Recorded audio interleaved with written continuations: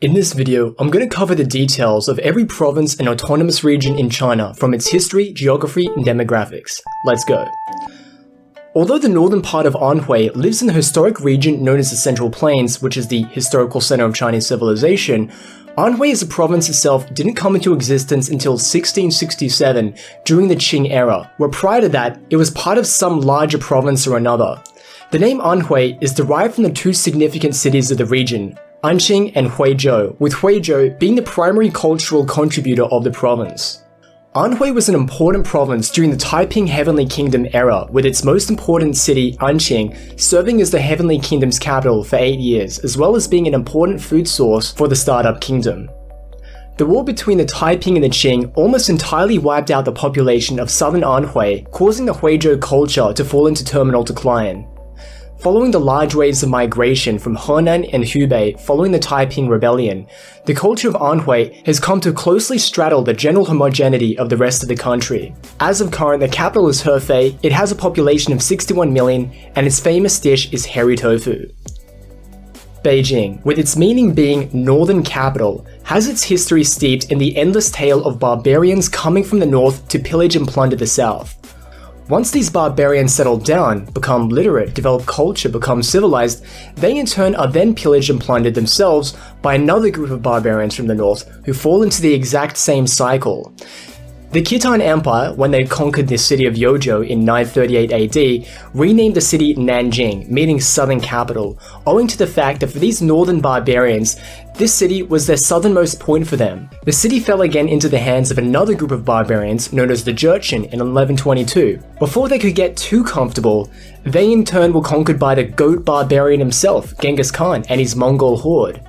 50 years later, his son Kublai Khan would build the capital of his newly conquered empire on the ruins of what used to be called the southern capital. But now that these new barbarians had conquered much further south, this city would become reorientated to the north, and as such, this new capital was christened as Beijing, aka the North Capital. Ever since the goat barbarians engulfed the city with status of the capital, this once unremarkable city on the fringes of the empire has mostly served as the capital for 900 years. The dialect common to Beijing, what we call Mandarin, would propagate throughout the empire until today, where it occupies the place as the lingua franca. With a metropolitan area the size of Austria, Chongqing is considered to be amongst the 4 most important cities in today's era. One reason of which is that it serves as the vehicle to spread industrialization over China's undeveloped western frontier. Chongqing was part of Sichuan province until 1997, but with the entire province totaling 100 million souls, it was divided up to make governance easier, even though culturally and historically it's basically identical to Sichuan. With a population of 32 million, it's the financial capital of the Upper Yangtze, and it once served as the nation's provincial wartime capital during World War II. Fujian is one of the most linguistically diverse provinces in China. Min, Hokkien, Hakka, Fujianese, and much more. It's said that every 10 kilometers you drive, the language completely changes, as well as the local customs and culture. This is owed to the waves of migrations to the province, and its mountainous landscape acting as containment zones for each culture. Besides being a destination for internal migrants over the centuries, Fujianese are famous for being migrants themselves. They make up the majority of the Southeast Asian Chinese diaspora, whether they ethnically identify as Hakka, Hokkien, or the practically innumerable other groups from Fujian. When the Qing had conquered Taiwan from the Ming Loyalists in 1683, Fujian and Taiwan became one province, and so Taiwan was predominantly peopled by Hokkien immigrants from southern Fujian. To this day, the Taiwanese iteration of traditional Chinese culture is a reflection of this particular region's customs, as they are their ancestors. This poor, sparsely populated Martian-looking landscape has had a tremendous impact on the development of Chinese history. First, it's the origin point for the state of Qin, who in 221 BC would be the first to conquer all of China and unify it as a single entity.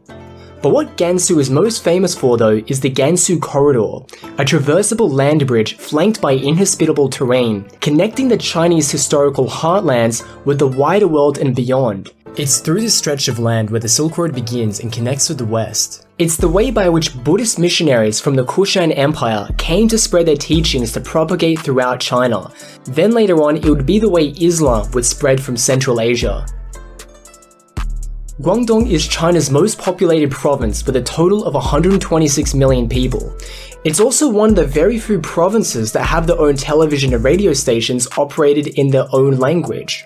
This language, known as Cantonese, is so prolific that at the turn of the 20th century, Cantonese was seriously considered to become China's lingua franca over Mandarin. You can find out about that here. As a southern coastal province like Fujian, Guangdong is overrepresented in the Chinese emigre population abroad, particularly in the West, such that when you say, "Let's get some Chinese food," you invariably say, "Let's get some Guangdong food." Likewise, if you watch a Chinese movie, maybe some Kung Fu, it's almost certainly a Cantonese film you'll be watching. As Guangdong has had a greater historical relationship with the ocean, it's the province that to this day has the greatest ties to the outside world through culture, immigration, and trade. With Hong Kong serving as the portal between China and the West, the Cantonese-speaking people are the face of China to the Western world. Long being regarded as the wild frontier of Chinese civilization, Guangxi's name literally means Western Expanse, along with its brother Guangdong, whose name is the Eastern Expanse. This expanse is referring to the vast territory of untamed landscape which was first incorporated into the empire in 214 BC by Qin dynasty general Zhao Tuo. When the Qin dynasty fell to the Han less than 20 years later, Zhao Tuo announced himself emperor and established his own kingdom called Nanyue, which encompassed the kingdom of barbarians known as Yue people, which he aimed to Sinicize. His empire would stretch into Vietnam and would play a key role in the spread of Chinese culture into Indochina, with the name of Vietnam literally meaning Nanyue. And Nanyue flipped around is Yuenan, which spoken in Vietnamese becomes Vietnam and comes to us in English as Vietnam. The indigenous inhabitants of Guizhou, the Miao, have probably rebelled against Han Chinese rule more times than any other minority group in China since their incorporation into the state of Shu in the 10th century BC. What has made the Miao difficult to suppress is that Guizhou sits atop the Yunnan-Guizhou Plateau, separated from the Chinese heartland by 1100 meters of altitude, and amongst the thick vegetation, it presents a challenge for would-be Sinicizers. The Han migration into Guizhou has been one that has come slowly and in relative bursts throughout history. During the 8th and 9th centuries AD, Tang soldiers had moved into Guizhou and married indigenous women, with their future offspring being referred to as Old Chinese. Many Han that live in Guizhou in the present trace their lineage back to these Old Chinese and speak with an archaic accent that has been preserved since the time of the Tang. In more modern times, Guizhou has had an increased importance placed on it since Mao's passing through the province on his long march in 1934. Mao identified Guizhou as a guerrilla's paradise, and when the communists came to power, there was a focus to build up the province in the event a war with the US or the Soviet Union broke out. Jokingly referred to as the Hawaii of China, Hainan has been the southernmost territory of China since its incorporation into Han rule 2,000 years ago. Being so remote, it was known as a place to exile political prisoners. With China being a historical land power and all its energies focused on the heartland of the Middle Kingdom, Hainan served practically no strategic interest and was scarcely ever coveted by foreign powers. All this changed, however, when China was forced to face the sea, when the Westerners had staked their claim to their coastline in the 19th century.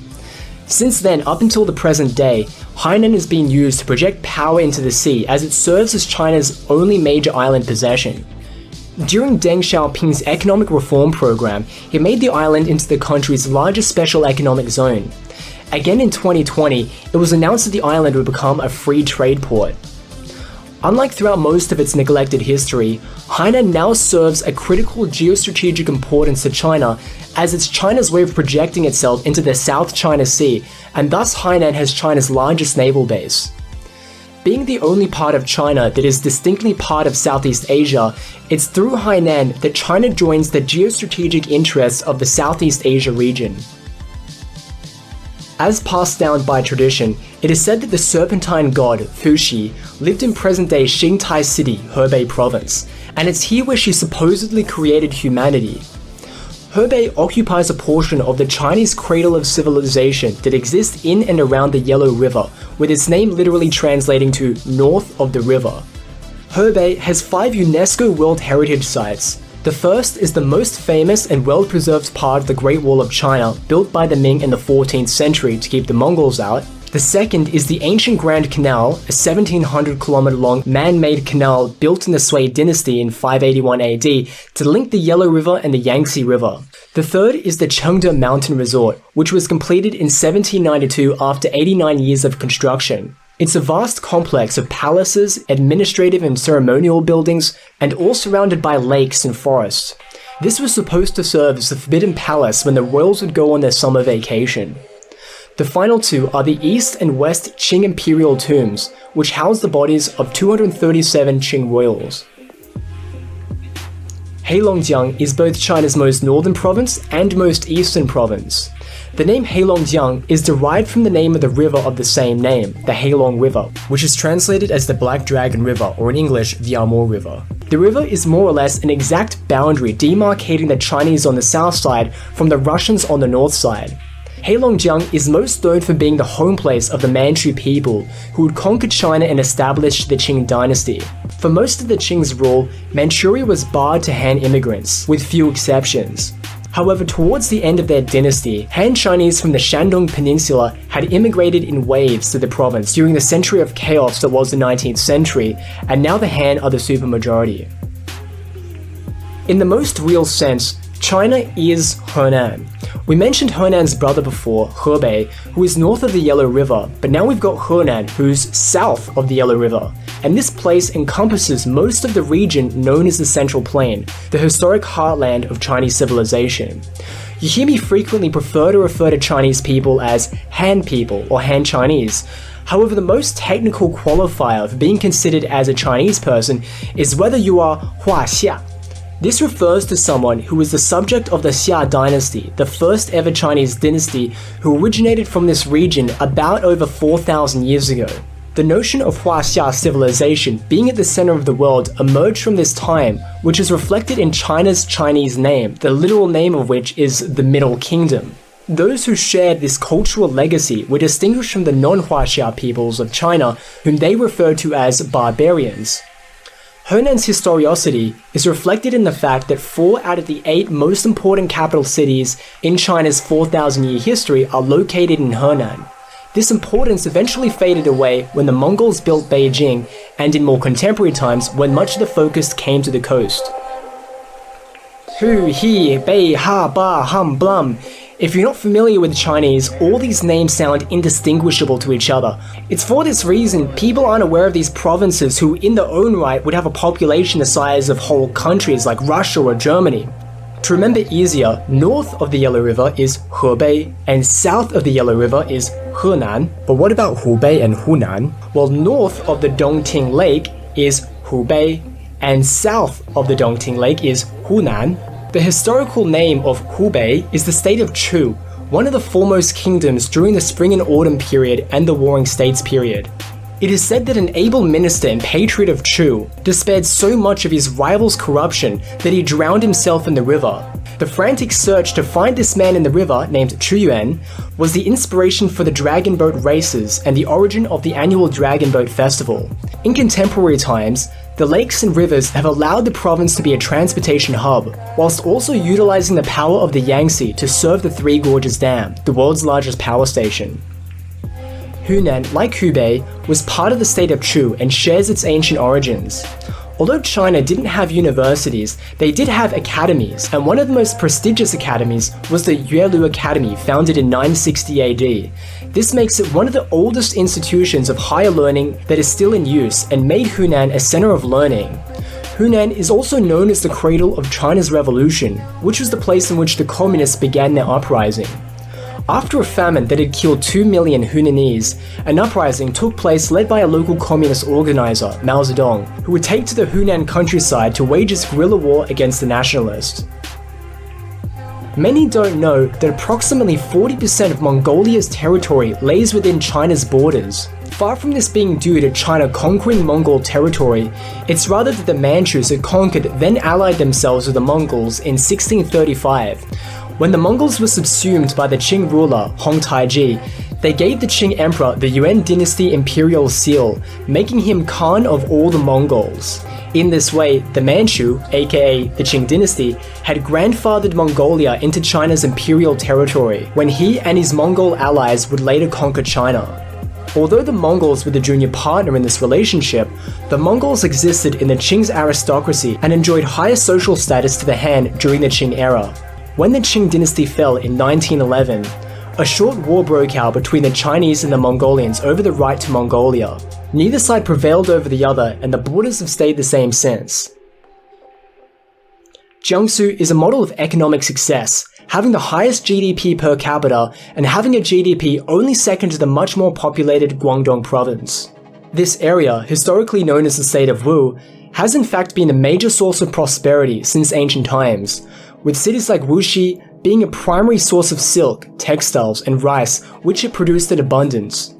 Although it doesn't look so on the map, the area has long been considered historically south, as it once lay on the periphery of the heartland of Chinese civilization to the north, and thus it's not obvious this place would become so prosperous and relevant. This changed dramatically when the northern barbarians occupied all of North China in the 4th century, forcing the heartland of China to move south. The ruling dynasty, the Jin, moved their capital to the city called Jianye, now known as Nanjing, enshrining the city as a historic capital for successive dynasties to come. The growing influence of the south was further multiplied by the building of the Grand Canal in 581 AD by the Sui dynasty, connecting the economic zones of the Yellow River to the Yangtze. Jiangsu, sitting amidst the Yangtze River side of the canal, became enormously wealthy from the trade. This area became the birthplace of China's wealthy mercantile class, with cities like Suzhou being famed for their new money opulence. Jiangxi is defined by the river Gan, a not too well-known river outside of China. The Gan River is the historical link between South China and South-South China, as in Guangdong, i.e. what we would consider South China is today. Without such a connection, the peopling of contemporary southern China wouldn't have been possible, as Jiangxi is a typically mountainous and inaccessible region, with the exception of its river corridor. Such as the centrality of the river to the local people, the culture that spread forth from this area was known as the Gan, with the Gan language having over 48 million speakers. Interestingly enough, it also has the most unbalanced gender ratio in China, with 140 boys for every 100 girls. A non-Chinese name, Jilin in Manchu means on the river, referring to the Songhua River. Jilin is one of those 4 provinces that make up the antiquated region of Manchuria, or as it's known in Chinese, Dongbei. This northeastern region of China is not native to the Han, but was a wild west of barbarian nomadic peoples, of which there are too many to name. During the 19th century, when the area of Primorsky Krai, the province known for the city of Vladivostok, was ceded to the Russians, the Manchus opened up Jilin to Han migration to provide a buffer between expansionist Russia and the Manchu heartland. Like with Heilongjiang, the once majority Manchu populace was mostly replaced by the Han a century later. Also featured in Jilin are the Koreans, who make up 5% of its population. They even have their own prefecture called the Yanbian Korean Autonomous Prefecture, which sits west of the Tunmen River, bordering North Korea. Liaoning is China's northernmost coastal province, and through its port city of Dalian, it's a significant shipping and logistical hub for East Asia, as it's a midway port for the 2 Koreas, Japan and northern China. The peninsula was of great interest to the imperial powers of 19th century. The geostrategic importance of the city led to the Russo-Japanese War, who both sought to be the hegemon of this important region with Dalian at its center. The Russians wanted Dalian to use as a warm water port, and the Japanese wanted to use it as a springboard to colonize Manchuria. This strategic importance carries over to contemporary times. Dalian is home to one of the largest military and naval bases in Asia, as the Liaodong Peninsula as well as the Shandong Peninsula are the naval gateways to China's capital. Ningxia is home to the Hui people, an ethno-religious group that are technically Han Chinese, speak Chinese, but are practicing Muslims who only marry within their own culture. Sitting amongst the gates of the Silk Road, the influence of Islam passed through Central Asia here and took root in the region. The Hui people are not related to the Uyghurs of Xinjiang, as the Uyghurs are of Turkic origin. Ningxia wasn't always home to the Hui though. For 200 years, Ningxia was the core of an empire peopled by a group called the Tunguts. This empire, called the Western Xia, was very powerful during their time, but unfortunately they remain a mystery, as Genghis Khan had completely eradicated their civilization in 1227 when they made the fateful decision to double-cross the Mongols. One of the only things that the Mongols didn't destroy and our only physical link to their past are the remains of 9 tangled emperors located in the Western Xia tombs. Qinghai is not only huge, the second largest region in China, but is sparsely populated owing to its inhospitable terrain and climate. Few people are able to tolerate the high altitude that leads to harsh winters and ferocious winds that kick up the desert landscape, causing sandstorms. As such, the region has been traditionally inhabited by nomadic tribes of Tibetans, Hui, and Mongols, who have been the predominant cultural influence in the region. Qinghai has a special symbolic and strategic influence as the life-giver of Asia, owing to it being the source of the 3 great rivers, the Yellow, the Yangtze, and the Mekong River, which in total supports over 800 million people with water. Shanxi, considered one of the cradles of Chinese civilization, is home to the famous terracotta warriors, who reside in the great ancient capital of Xi'an. Formerly known as Chang'an, Xi'an was claimed as the capital by most of the dynasties that are considered to be a golden age, the Zhou, Han, and the Tang among them. One could argue that much of its prosperity derived from its position as the end point for the Silk Road, where the wealth accumulated over many generations. Shanxi is also home to the supposed resting place of the first emperor of China, the legendary Yellow Emperor. According to legend, he came to the site and ascended into heaven, leaving only his clothes behind. Although China doesn't appear like a place of significant religious import, there are pockets within the country that are overrepresented in the dissemination of religious and philosophical knowledge, and key amongst these places is Shandong. Shandong is a pivotal religious center for all the 3 major religions: Confucianism, Buddhism, and Taoism. The city of Chufu is the birthplace of Confucius, attracting pilgrims and tourists since ancient times to pay their respects. It was also the site of pilgrimage for successive emperors since Han times, who would often visit after ascending to the throne, often as a way to legitimize their rule by paying homage to the forefather of wise leadership. Magtaal is also located in Shandong, a site with perhaps the longest running history of continuous religious worship in the world, starting 3,000 years ago. Particularly revered amongst the Taoists, each son of heaven, aka the emperor, would ascend to the mountain peak to receive the mandate of heaven by ritually proclaiming aloud to the heavens why he is fit to rule as emperor. Shandong also has temples of Guanyu, the god of war, and is home to Mount Liang, the setting for the heroes of the Bandits of the Marsh, who are regarded as deities in Chinese folklore. In modern times, Shandong rapidly grew to have the 3rd largest GDP out of all the provinces in China, owing to the significance of its strategically positioned peninsula and its closeness to the capital. Shanghai's rising star is a relatively recent phenomenon in history. Before becoming its own municipality, Shanghai scarcely lived in the shadow of other prosperous great cities in Jiangsu like Suzhou or Nanjing. But like many other coastal cities, Shanghai was propelled into riches by China's shift from the world of rivers to the world of oceans. This is a stark contrast to Shanghai's humble beginnings as a fishing village. In the beginning, during the 16th century, the simple building of a wall around the village greatly increased its standing as Japanese pirates had plundered the coast with impunity. With its safety secured, the next big step came a century later when Emperor Kangxi reversed the long-held Ming-era policy of banning ocean-going vessels. As a safe ocean port, business was brought to Shanghai at a time when more and more goods were being moved to the coast to do business with the foreigners. The growing wealth of the city brought it further into the fold of Western influence, and when the British won the First Opium War, the conditions of surrender forced the Qing to open the city to unlimited free trade. Prior to this, trade with the foreigners was done through the Canton system, whereby all trade was done at the port of Canton in order to enforce protectionist policies. The ending of this policy was an economic disaster for the Qing, but a massive boon for cities like Shanghai, where the capital accumulated in greater and greater amounts, attracting financial institutions who further invested in the city's industrialization. Even through the chaos of Mao's China, Shanghai remained economically resilient, and when the country reformed and the city reopened itself to foreign investment, the city returned to its international standing where it remains to this day. These homonym-sounding words are a pain in the neck for non-Chinese speakers, so to again make life easier, Shanxi, as in Xi'an's terracotta warriors Shanxi, is the one on the left, and its name means west of the plateau, whilst the one on the right means west of the mountains. Shanxi is a fairly poor province in current times, who's primarily known for their large-scale coal mining. However, in pre-modern times, Shanxi merchants had a reputation for great wealth and were known to conduct commerce even in the nether regions over the Great Wall. What's more is that the Shanxi merchants had an established monopoly on finance for centuries prior to the arrival of the British banks. At the time, they used a system of commercial paper to execute money transfers, deposits, and loans for people using their network of Shanxi merchants across China. Shanxi is also known for having 70% of China's surviving historical buildings built during or before the Song dynasty, in other words, 1,000 years old or more. Since China's pivot to the ocean over the past 2 centuries, some cities have had great geostrategic importance placed on them, Dalian being one we've covered in this video.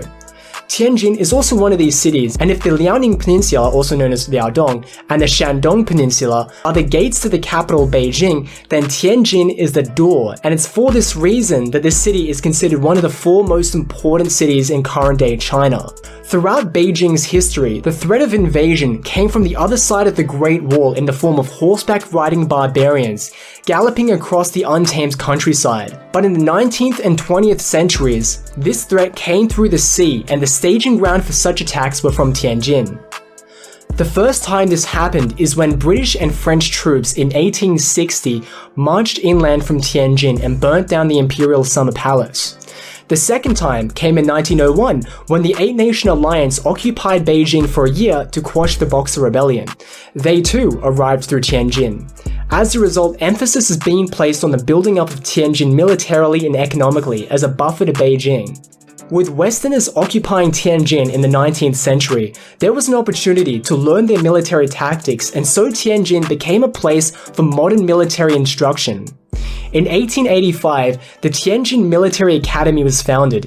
Instructed by German officers, the academy would help bring China up to scratch on modern warfare and would become the benchmark for military academies in China.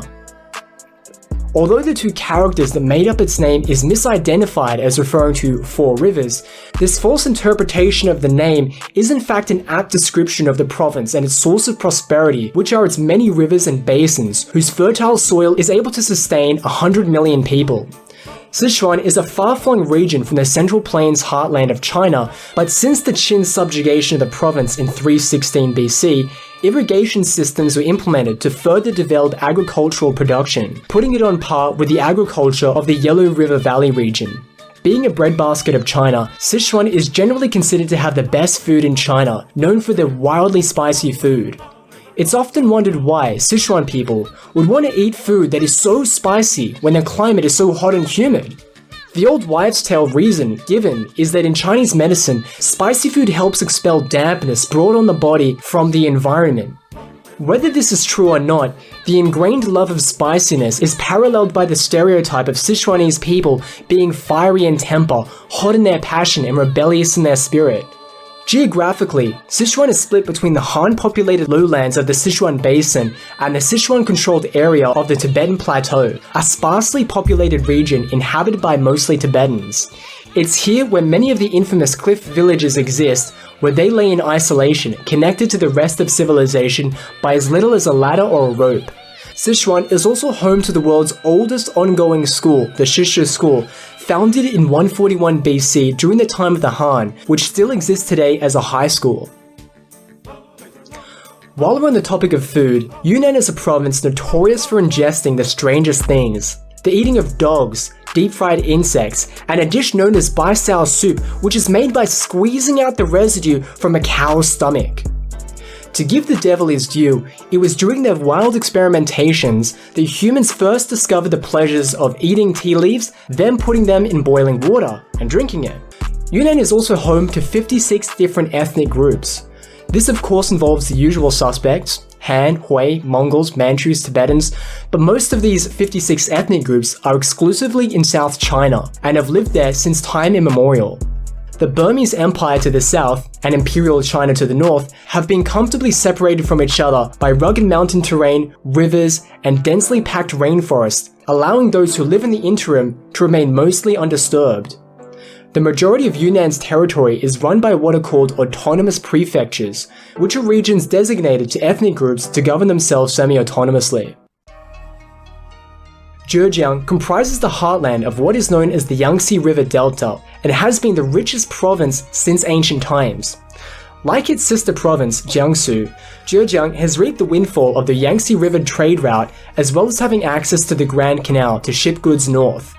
Zhejiang came into prominence for its wealth during the era of the Three Kingdoms, where the Kingdom of Wu was so resource abundant compared to its other rival kingdoms that during conflict, the Kingdom of Shu and Wei would have to resort to tactics and trickery to steal their opponents' resources like arrows during prolonged battles. It's also here at this time that China saw its first large-scale naval fleets used for river battles, a feat only made possible by the prosperity of Zhejiang.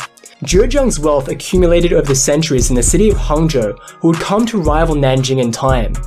It was such a wealthy city that Marco Polo wrote of the city as greater than any in the world, and that the number and wealth of the merchants and the amount of goods that passed through their hands that no man could form a just estimate thereof. His account is also supported by Berber explorer Ibn Battuta, the biggest city I have seen on the face of the earth. In contemporary times, Hangzhou is the home of Jack Ma and serves as the headquarters for the Alibaba Group. The name Xinjiang is simply the current iteration of a land that has been changing hands by empires and peoples for thousands of years. The transliteration of Xinjiang means new border, which was the name given to this conquered region in 1878. However, a better description of the name is described by Zuo Zongtang, who in explaining the naming of the region to Emperor Guangxi called it 故土新归, meaning newly returned ancient land. This is owing to Xinjiang's numerous subjugations by Imperial China dating back to the time of the Han. However, as I'm about to explain during this crash course on Xinjiang, the history is extremely complex and involves one group of people displacing another century after thousands of years. The Han dynasty first conquered the area known as Xinjiang in 87 BC from the Xiongnu, a proto-Mongolic people who had been ravaging northern Chinese territory since ancient times. Prior to this, the Xiongnu themselves were the ones who had conquered Xinjiang from another people, the Indo-European Tocharians. After the collapse of the Han dynasty, the Chinese under the Tang and Yuan dynasties would share Xinjiang's long-running history with the Kushan Empire, the Rouran Khaganate, the Western Turkic Khaganate, the Gokturk Khaganate, the Tibetan Empire, the Uyghur Khaganate, and finally the Dzungar Khaganate, where we now have a reference for where this ancient land fits into our modern context, as the most previous iteration of Xinjiang was generally known as Dzungaria.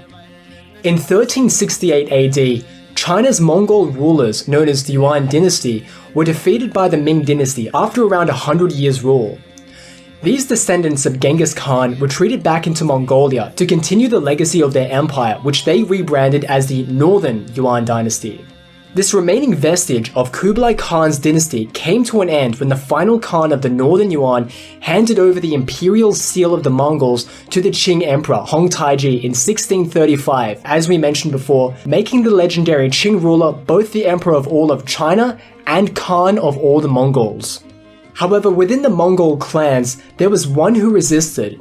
Of the westernmost Oirat Mongols who lived south of the Altaic Mountains, there was a clan called the Dzungars, who, in defiance of their pacified brethren's subservience to Qing China, set off to recreate the long-lost glory of their ancestors by conquering northern Xinjiang, which was then controlled by the Yarkand Khaganate. However, when the Dzungar Khan's brother was killed fighting with the Northern Yuan Mongols, the Dzungars set off to reconquer all of Mongolia and restore the legendary Yuan dynasty to its former glory. Imperial China was terrified of a reunified Mongol Khaganate coming to relive their reign of terror, all while their Mongol allies had been marked for destruction for being considered traitors. Meanwhile, the Dzungars had defeated the Kazakhs and conquered the Tarim Basin, which was the land of the Turkic Uyghurs, and they treated them harshly. This led to a coalition of Uyghurs, the remnants of the Mongolic Yuan dynasty, and Qing China all teaming up together to fight with the Dzungars, and over the reign of 7 successive Qing emperors and 4 bloody, brutal wars over a period of 70 years, the Dzungars were finally defeated in 1757 and their people were totally eradicated, never to be seen or heard from again. This is how China would come to conquer the area known as Xinjiang. Furthermore, this is how the Uyghurs would come to inherit the land of the Dzungars and thus have domain over the region.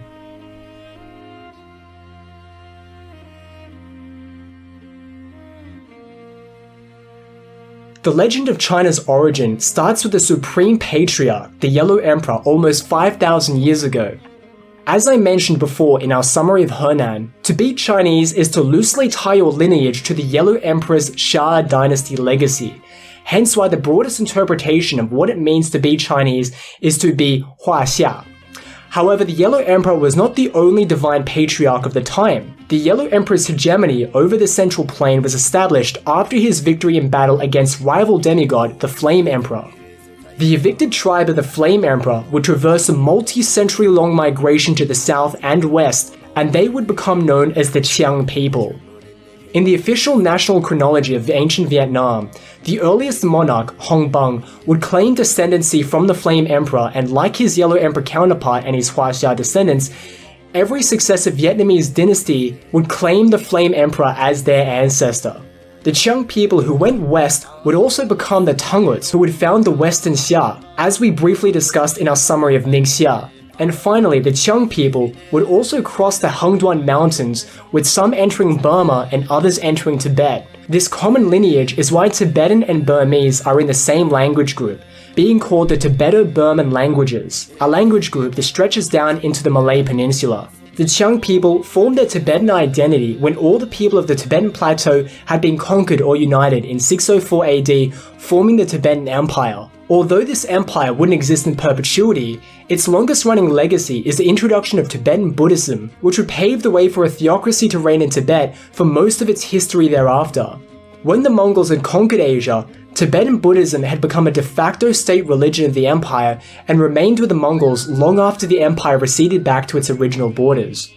Tibetan Buddhism waxed and waned over the centuries in Mongolia, and at the behest of Ming rulers in China, the Ming Emperor sent the Khan of the Mongols Tibetan monks, scrolls, and translators in a bid to convert him to Tibetan Buddhism. With the Khan's appetite for Buddhist knowledge whetted, he sent for the Tibetan Buddhist missionary named Sonam Gyatso, who would travel to Mongolia, where he officially converted to the religion and gave Gyatso the title Dali, which would become the origin of the Dalai Lama.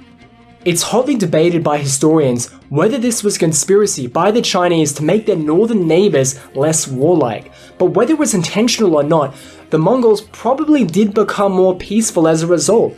Part of the dictates the first Dalai Lama had given to the Khan of the new Tibetan Buddhist nation is that they must renounce war. And thus every Dalai Lama up until the present has carried on the spiritual legacy, reincarnating every generation to ease the suffering of humanity. Thanks a lot for watching, guys, and if you want to support this channel, check out my link in the description below to sign up with ExpressVPN. It's the best, most consistent VPN that you can use in China or anywhere else in the world for that matter. Thanks a lot for watching, guys, and I'll see you next week.